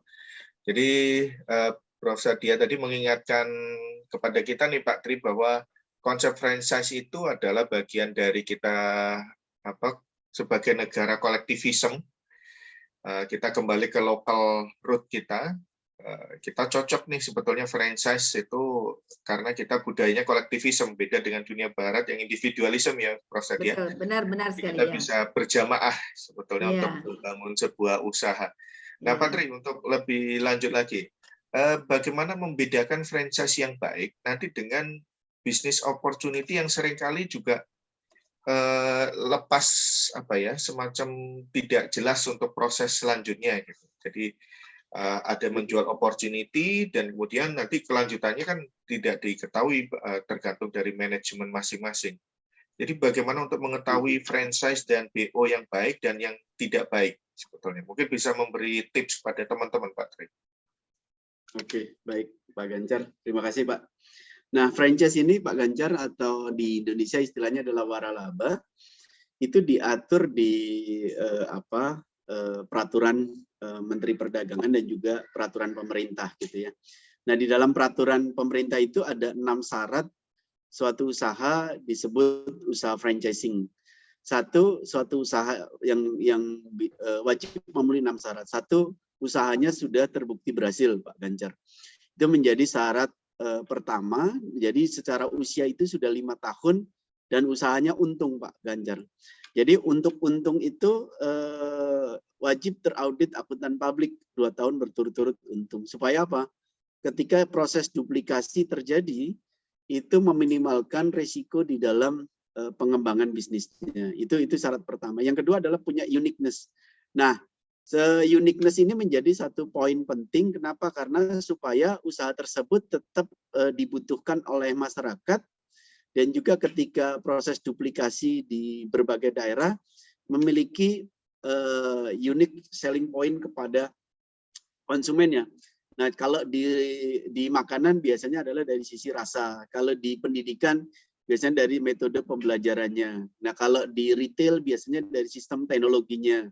Nah, kalau di jasa salon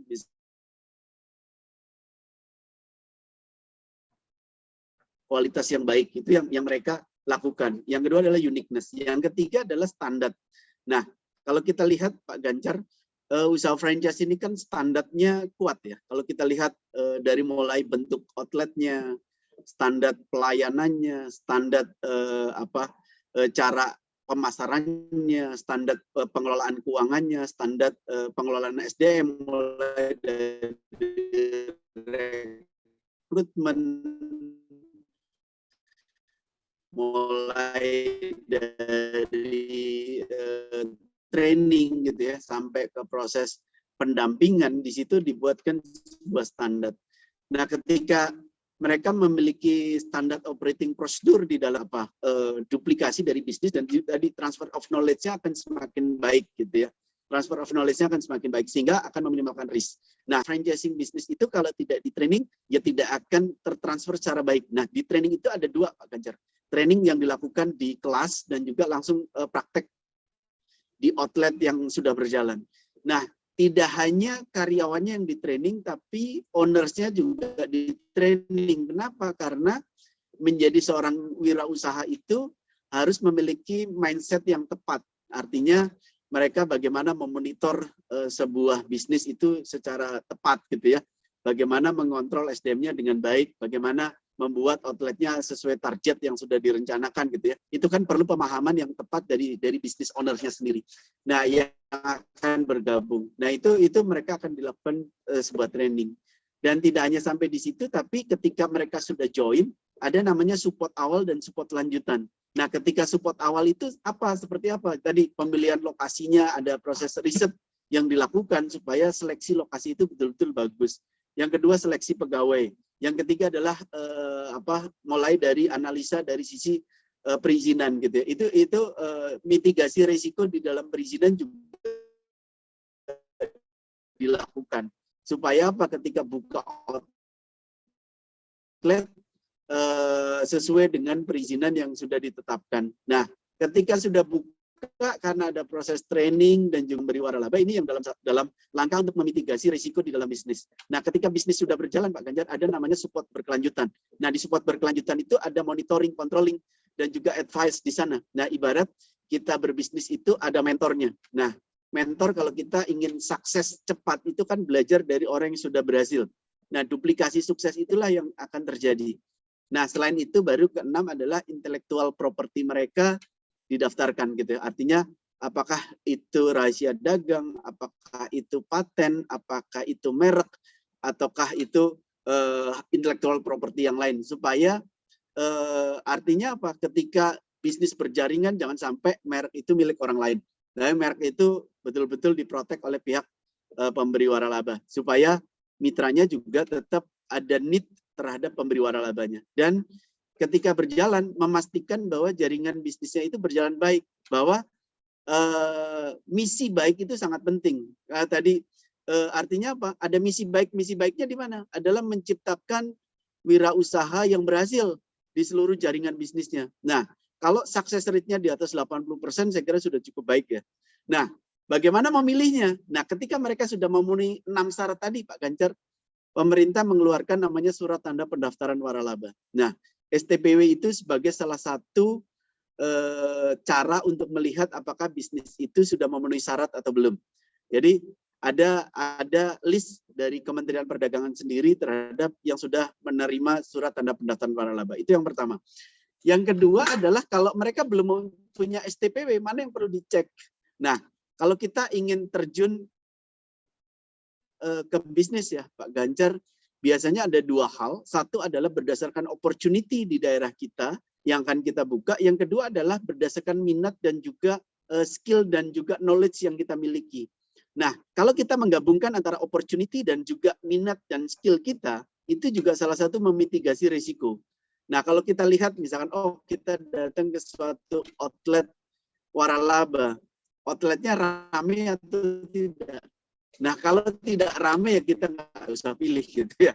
Produknya bagus atau tidak. Nah, kalau kita sebagai kanan mereka, kita puas, itu ya kita bisa lakukan tindak lanjut. Tapi kalau kita beli produknya kita merasa tidak enak, misalkan kalau makanan ya kita nggak usah teruskan gitu. Tapi kalau kita membeli produk tersebut dan kita satisfied terhadap produk dan layanannya, yaitu kita langkah lanjutnya adalah kita ramai atau enggak. Nah, setelah itu baru kita bertanya kepada pihak pemberi waralaba, kita bisa bandingkan antara satu brand dengan brand yang lain. Katakanlah kalau kita tertarik bisnis apotek, ada 5 brand ya kita bisa cek satu persatu.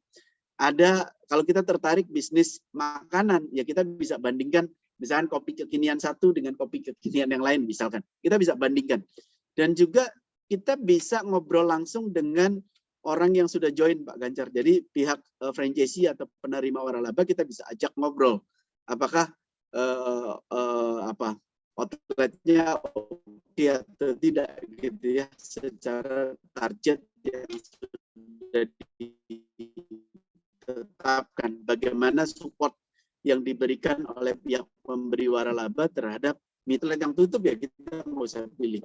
Tapi kalau success rate-nya di atas 80%, saya kira itu salah satu indikasi yang bagus.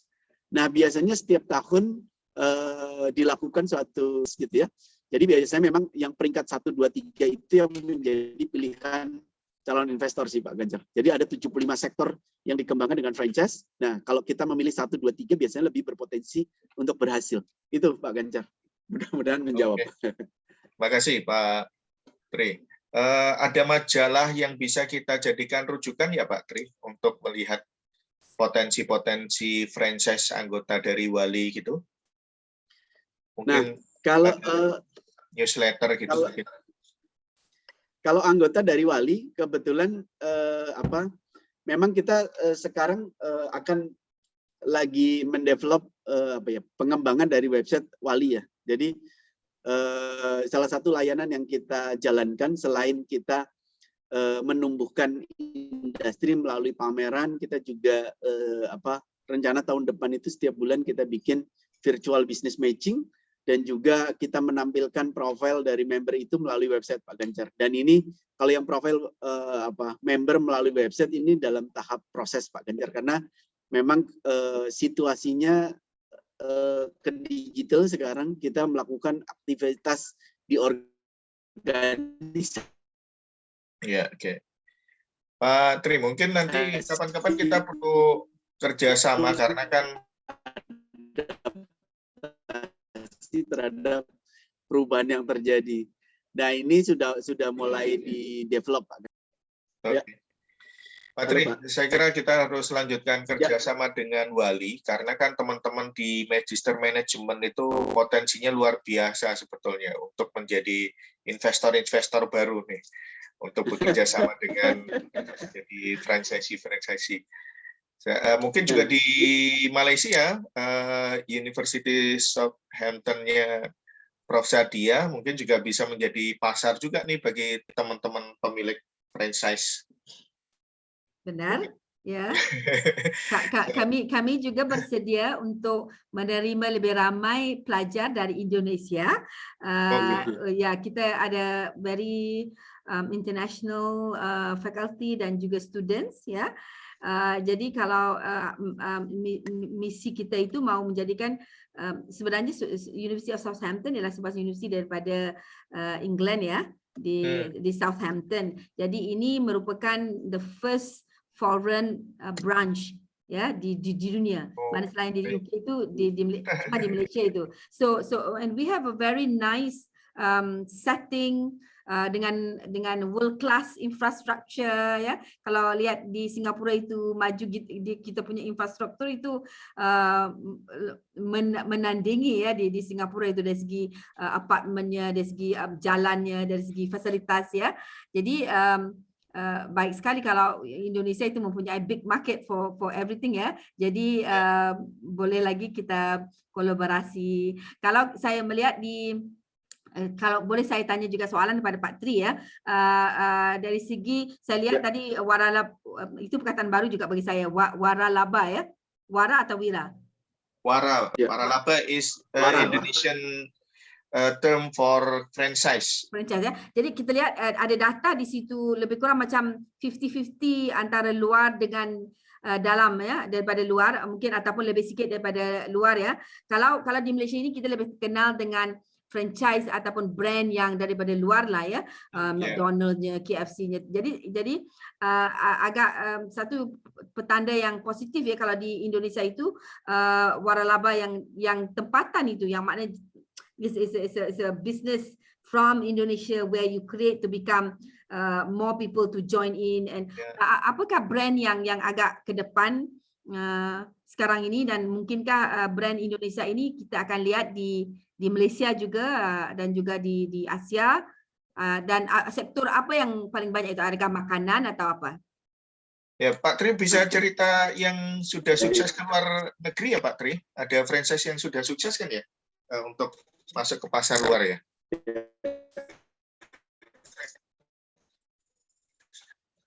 Ya, betul. Ada beberapa brand franchise yang sudah ekspansi ke internasional.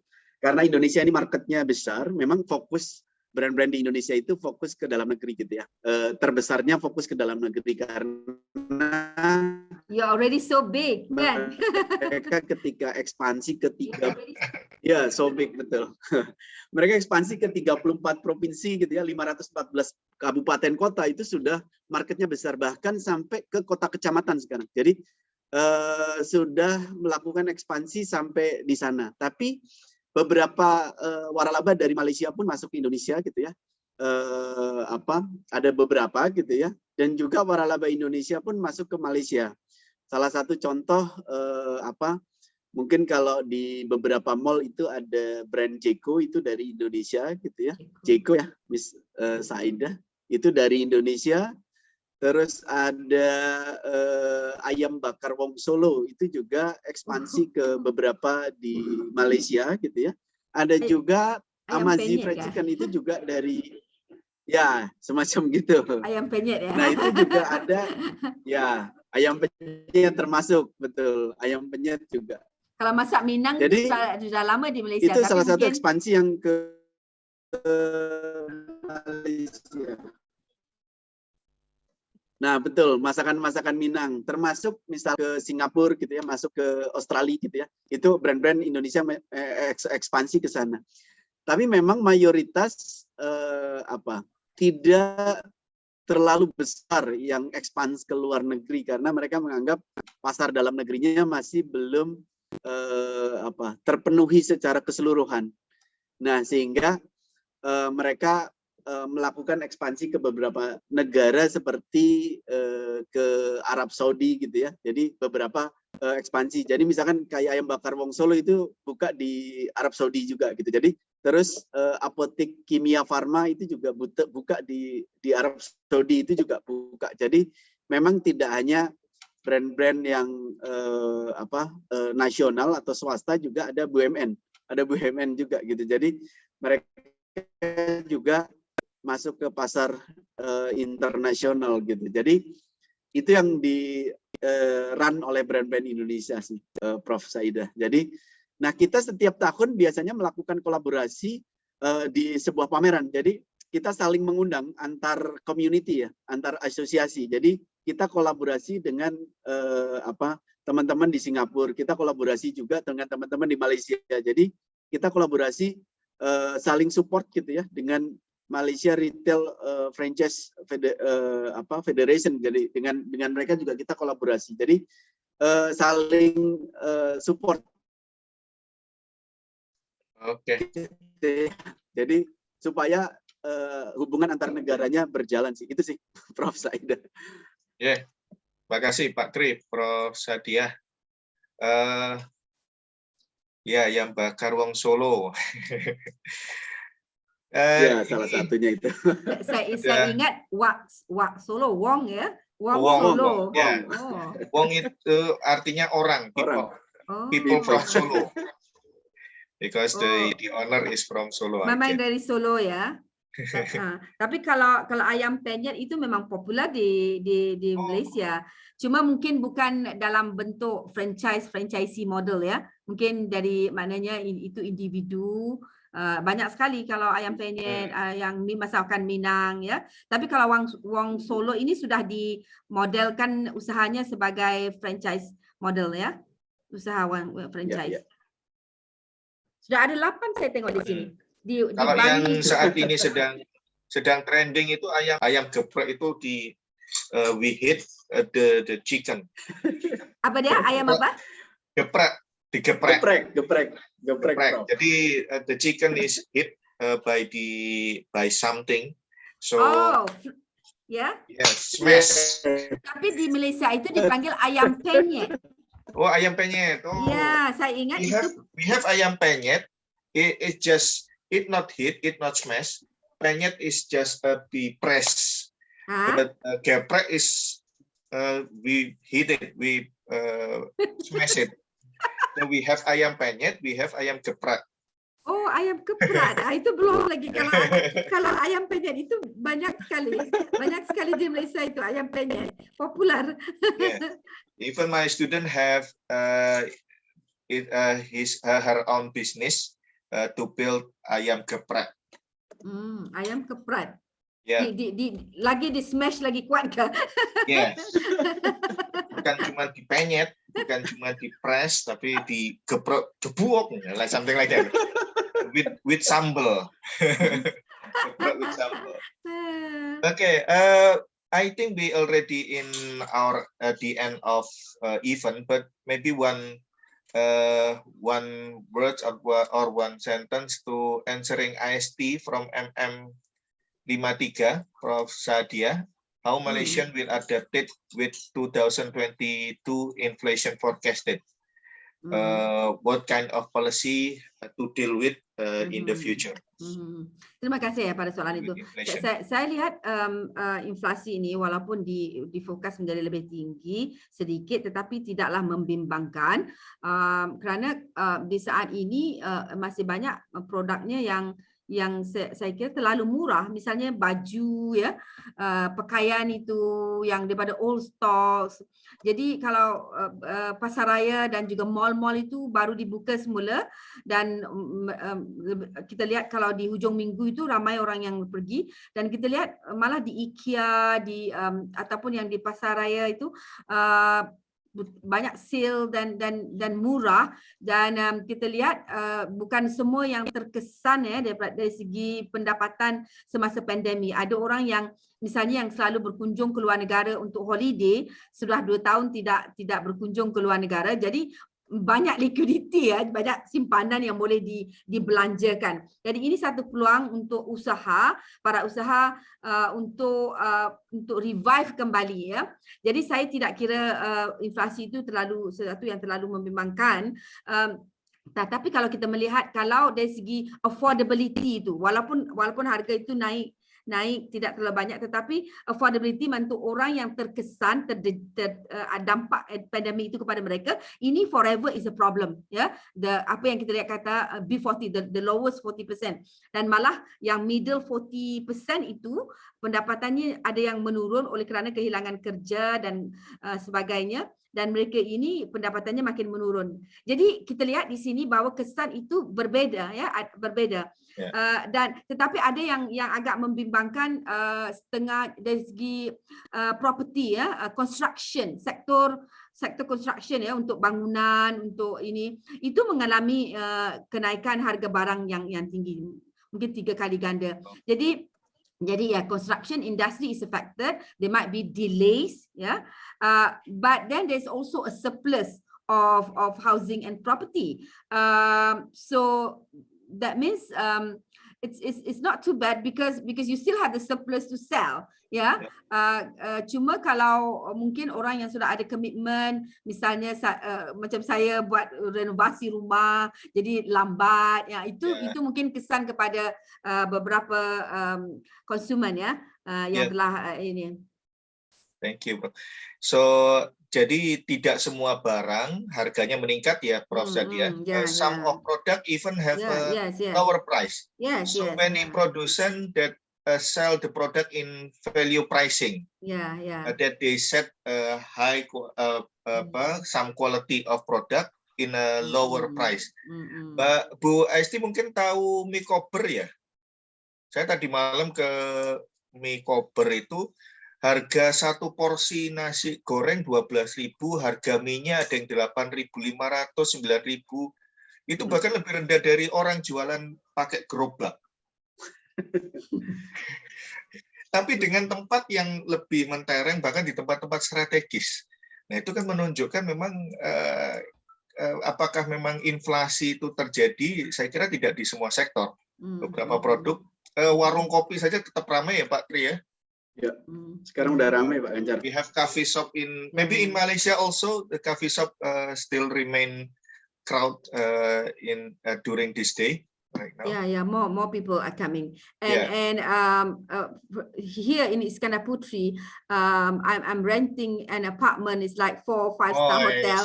You know, but it's very, you know, the price has been marked down. Kalau dulu mungkin macam RM3,000 untuk 2 bedroom apartment, quality very good, but now it's come down to maybe half the price. So ya, boleh liburan di sini bila sudah buka nanti. Amin. Oke, terima kasih Prof. Sadia. Pak Tri, untuk harga franchise apakah ada kemungkinan meningkat di tahun depan? Ini jangan-jangan seperti properti, besok harga meningkat. Kalau menurut pengamatan Pak Tri, apakah harga franchise akan meningkat tahun depan? Harusnya sih, kalau menurut saya malah belum sih Pak Ganjar, karena satu, kondisinya belum 100% pulih, yang kedua penjualan itu kan juga secara jaringan mereka juga belum 100% pulih ya. Jadi kalau mereka menaikkan harga, saya kira di kondisi yang kurang tepat ya, di kondisi yang kurang tepat.